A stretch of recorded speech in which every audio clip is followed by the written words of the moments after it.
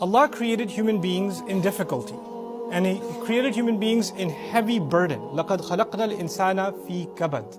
We certainly created the human being buried under heavy loads, exhaustive labor. Emotionally you're struggling, physically you're taxed, you're struggling, health-wise you may be struggling, financially you may be struggling, because of people you may be struggling.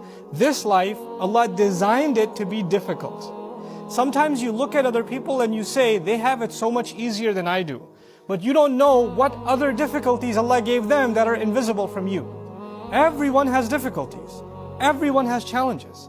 You would think, for example, that the Pharaoh, Fir'aun, had kingdom, empire, he had the world's largest army at the time, he had everything you could want, all the wealth you could want, all the power you could want, all the status you could want. He has everything. And how come he has everything and the believers have nothing? And yet Allah describes about him that he lived in a state of fear. You know? وَنُرِيَ فِرْعَوْنَ وَهَامَانَ وَجُنُودَهُمَا مَا كَانُوا يَحْذَرُونَ. They used to live in a state of fear. He used to get nightmares at night. He couldn't find peace. Sometimes people have material things, but they don't have peace. Sometimes people have physical health, but they don't have mental health.